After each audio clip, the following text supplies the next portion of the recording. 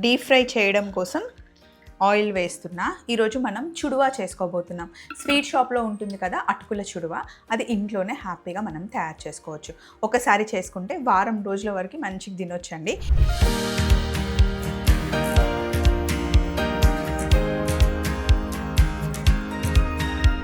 ఇక్కడ చూడండి, ఇవి దొడ్డ అటుకులు అన్నమాట. వీటిని డీప్ ఫ్రై చేస్తే మంచిగా పొంగుతాయి. పల్లీలు, పచ్చి కార్న్ఫ్లెక్స్ మనకి ఇలాగే దొరుకుతాయి. వీటిని మనం డీప్ ఫ్రై చేసిన తర్వాత ఉప్పు కారం చల్లుకొని తింటే బాగుంటాయి. నైలాన్ సగ్గుబియ్యం అని మనకి మార్కెట్లో దొరుకుతాయి. ఇవి లావుగా ఉంటాయి అన్నమాట, పాప్కార్న్ లాగా అవుతాయి. మెయిన్గా చుడువాలో వేసుకుంటే కనుక సూపర్ టేస్టీగా ఉంటాయి. దీనికి మనకి ఉప్పు, ధనియాల పొడి, కారం, పసుపు, ఎండుమిరపకాయలు, మీరు కావాలి అనుకుంటే జీడిపప్పు, అట్లా ఏవైనా యాడ్ చేసుకోవచ్చు. ఇందులో ఎన్నైనా మనం యాడ్ చేసుకోవచ్చు. సో నూనె మటుకి సూపర్ హాట్ ఉండాలి. ఫస్ట్ మనం అటుకుల్ని వేయించుకోవాలి. అటుకుల్ని వేయించుకోవాలి అంటే ఎప్పుడు నూనె సూపర్ హాట్ ఉండాలి, లేదంటే అటుకుల ఆయిల్ అంతా లాగేస్తుంది. కాబట్టి సూపర్ డూపర్ ఇలా పొగలు రావాలన్నమాట. పూరి ఫ్రై చేసేటప్పుడు నూనె ఎంత వేడిగా ఉంటుందో అటుకులు ఫ్రై చేసేటప్పుడు కూడా నూనె అంతే వేడిగా ఉండాలి. డీప్ ఫ్రై చేయడం కూడా మనకి కరెక్ట్గా తెలియాలండి. అన్నిటికీ నూనె ఎక్కువ వేడిగా ఉండకూడదు, అన్నిటికీ నూనె తక్కువ వేడిగా ఉండకూడదు. కొన్నిటికైతే మీడియం వేడిగా ఉండాలి. ఎగ్జాంపుల్ మనం చెప్పాలి అంటే మిర్చి బజ్జీ మటుకి నూనె చల్లగా ఉండకూడదు, అలానే వేడిగా ఉండకూడదు. చల్లగా ఉంటే నూనె అంతా లాగేస్తుంది, వేడిగా ఉంటే పైన అంత నల్లగా అయిపోయి లోపల పిండి పిండిగా ఉంటుందన్నమాట. మిర్చి బజ్జీ అనేది ఎవరైనా ఏమైనా అనుకోండి, కానీ అందరికీ రాదు, కొంతమందికి అది చేతనవుతుంది. సో ఇప్పుడు నేను చక్కగా చుడువా ఎలా చేయాలో చూపిస్తాను. నూనె మంచిగా వేడెక్కింది. అటుకులు చూడండి, ఈ లావు అటుకుల్ని తీసుకొని ఎప్పుడు ఇలా జాలి దాంట్లో వేసుకోవాలి. అండ్ వేసుకున్న తర్వాత ఎప్పుడు ఇలా కొంచెం ఏమైనా తుక్కుంటే కిందకు వచ్చేస్తుంది అన్నమాట. నూనె బాగా వేడెక్కింది. ఇప్పుడు అటుకుల్ని ఇలా పెట్టేసి ఇలా అనాలి. చూడండి, ఇంత వేడిగా ఉండాలి. జస్ట్ ఇలా పెట్టి పైకి లేపాలి.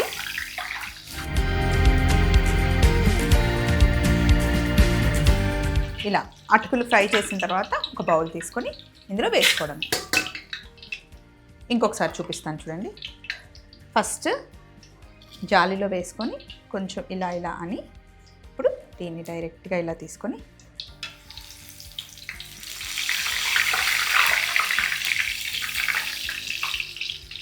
ఇలా కొన్నే తీసుకోవాలి, లేదంటే పొంగి బయటకు వచ్చేస్తాయి. చూడండి, కొన్ని తీసుకుంటే ఫ్రై అయ్యాక ఎక్కువ అవుతాయి. ఇప్పుడు నెక్స్ట్ మనం ఈ జాలీలో కార్న్ఫ్లెక్స్ వేసుకున్నాం. ఇవి కూడా కొన్నే వేసుకోవాలి.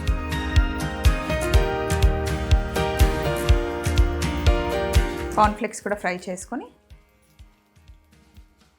అటుకుల్లో వేసేసుకోవాలి.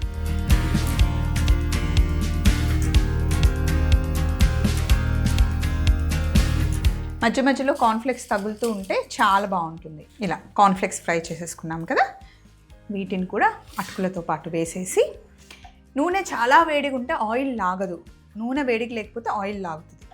సో ఇప్పుడు నెక్స్ట్ మనం నైలాన్ సగ్గుబియ్యం ఫ్రై చేసుకోవాలి. వీటికి కూడా నూనె మంచిగా వేడిగా ఉండాలి. ఇదిగోండి, కొన్ని తీసుకొని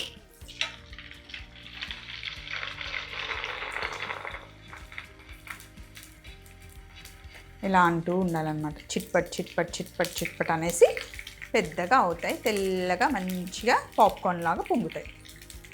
ఆ చిట్పట్ సౌండ్ పోయేంత వరకు అలా ఉంచేయాలన్నమాట. ఇవి వేగుతున్నంతసేపు సౌండ్ వస్తూనే ఉంటాయి, ఎంత చిరాకో వీటికి. సో సౌండ్ పోయేంత వరకు అలా ఉంచాలన్నమాట. ఏదో అంటారు కదా, గుడిసెలో ముసలోడు గులిగినట్టు అని ఫ్రై అయినంతసేపు గులుగుతూనే ఉంటాయి ఇవి. అదనమాట. మళ్ళీ ఆ సౌండ్ ఆగిపోయేంత వరకు ఫ్రై చేయకపోతే కనుక పచ్చి పచ్చిగా ఉంటాయి లోపల. సో మంచిగా ఫ్రై చేయాలి. ఆ సౌండ్ ఆగిపోయింది కదా, ఇప్పుడు వీటిని తీయాలి. చూడండి, చిన్న సైజు ఉన్నాయి, ఇలా మంచి పెద్ద సైజు అవుతాయి.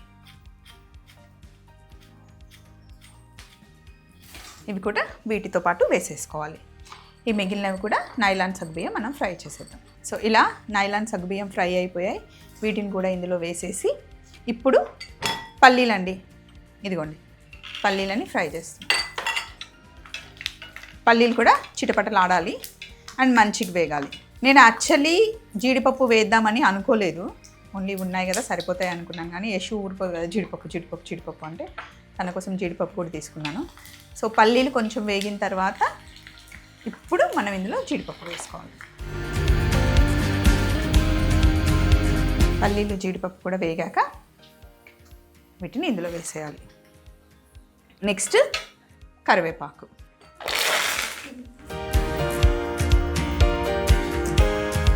కరివేపాకు ఫ్రై అయ్యాక డైరెక్ట్ ఇందులో వేసేసి ఇప్పుడు ఎండుమిరపకాయలు.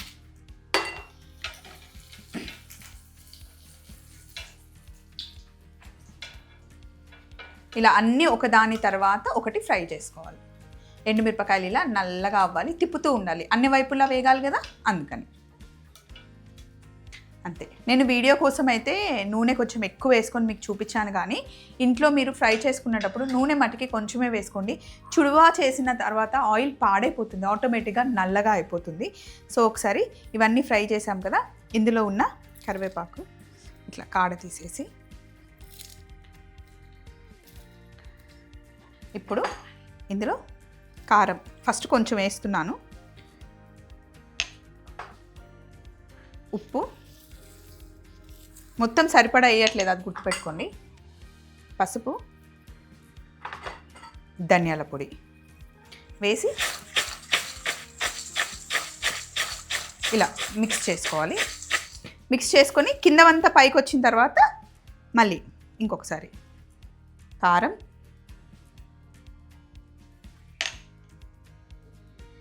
ఉప్పు, పసుపు మనకి కొంచెం వేయండి, పచ్చివాసన వస్తుంది, ధనియాల పొడి వేసి ఇప్పుడు మొత్తం మంచిగా మిక్స్ చేసుకోవాలి. పైనకి కిందికి చేత్తో అయినా సరే ఇలా మిక్స్ చేసుకుంటే అద్దిరిపోయే చుడువా రెడీ అవుతుంది అన్నమాట. ఇప్పుడే వేడిగా ఉన్నప్పుడే కలిపేయాలి, లేకపోతే ఉప్పు కారం పట్టుకోదండో, గుర్తుపెట్టుకోండి. అయితే ఇప్పుడు మన దగ్గర నా చేతిలో చుడువా రెడీ అయిపోయింది. దీంట్లో మీరు కావాలి అంటే కొంతమంది యాడ్ చేసుకుంటారు, కొంతమంది అవాయిడ్ చేస్తారు. లైట్గా షుగర్ వేస్తే ఆ టేస్ట్ చాలా బాగుంటుందండి, కట్టా మీఠా టైప్లో. బట్ ఇది మటుకి ఆప్షనల్.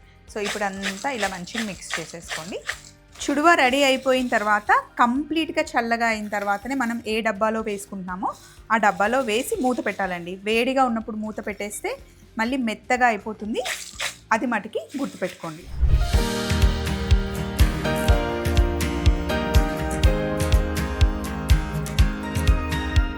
అద్దరిపోయే చుడువా రెడీ అయిపోయింది. ఇంట్లో ట్రై చేయండి, ఎలా వచ్చిందో మళ్ళీ కామెంట్ బాక్స్లో చెప్పండి. ఇట్లాంటి సింపుల్ స్నాక్ రెసిపీలు ఎన్నో మనం స్వప్న వైట్ల ఛానల్లో చూద్దాం. ఓకేనా? చలో మరి, బాయ్ బాయ్.